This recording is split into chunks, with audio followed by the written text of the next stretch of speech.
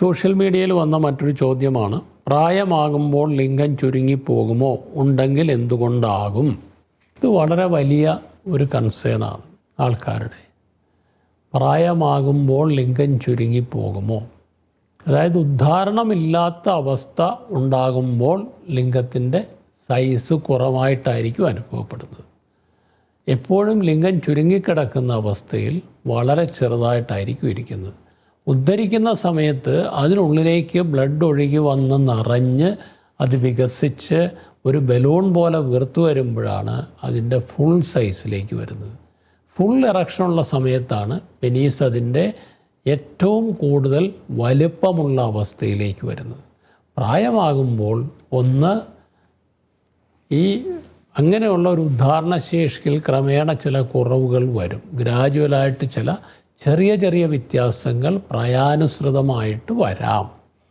രണ്ടാമത്തെ കാര്യം, പ്രായം കൂടുമ്പോഴേക്കും മൾട്ടിപ്പിൾ ഡിസീസ് പലർക്കും ഉണ്ടാവാറുണ്ട്. ഒന്ന്, പ്രമേഹം ഉണ്ടാവും, പ്രഷറുണ്ടാവും, കൊളസ്ട്രോൾ ഉണ്ടാവും, മറ്റുള്ള പല സിസ്റ്റമിക് ഡിസോർഡേഴ്സും വരാം. ഇങ്ങനെ വിവിധ രോഗങ്ങൾ വരുമ്പോൾ അതൊക്കെ ഉദ്ധാരണത്തെ ബാധിക്കാറുണ്ട്. അപ്പോൾ പെനീസിലേക്ക് വേണ്ടത്ര ബ്ലഡ് ഫ്ലോ ഇല്ലാതിരുന്നാൽ, അല്ലെങ്കിൽ വേണ്ടത്ര ലിംഗത്തിന് വികസനമുണ്ടാവാത്ത അവസ്ഥയിൽ ലിംഗം ചുരുങ്ങിക്കിടക്കും. അപ്പോൾ നമുക്ക് തോന്നും നമ്മുടെ ലിംഗം ചുരുങ്ങിപ്പോയി, ചെറുതായി പോയി എന്നുള്ള ഒരു ഫീലിംഗ് വരും.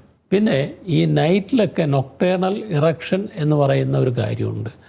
പലപ്പോഴും ചെറുപ്പക്കാരിലൊക്കെ രാവിലെ എഴുന്നേൽക്കുമ്പോൾ വെളുപ്പിനെയുള്ള മോർണിംഗ് ഇറക്ഷൻ എന്ന് പറയും, അല്ലെങ്കിൽ മോർണിംഗ് വുഡ് എന്നൊക്കെ ആൾക്കാർ പറയും.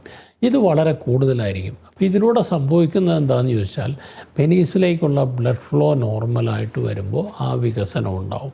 ക്രമേണ ഇത്തരം ബ്ലഡ് ഫ്ലോ ഒക്കെ ഇല്ലാതാവുമ്പോൾ അത് ചുരുങ്ങി തന്നെ കിടക്കുന്ന അവസ്ഥയിലേക്ക് വരും. അതാണ് അതിന് പിന്നിലുള്ള കാരണം. അതേസമയം മരുന്ന് കഴിച്ചിട്ടോ മറ്റു തരത്തിലോ വേണ്ടത്ര ഉദ്ധാരണം പൂർണ്ണമായി ലഭിച്ചാൽ ആ വലുപ്പം കിട്ടുകയും ചെയ്യാം. അപ്പോൾ ഇതാണ് ചുരുങ്ങിക്കിടക്കുന്നതിൻ്റെ ആ ഒരു ശാസ്ത്രീയ വശം എന്നുള്ളത്. മറ്റൊരു വിഷയവുമായി വീണ്ടും കാണാം. നന്ദി, നമസ്കാരം.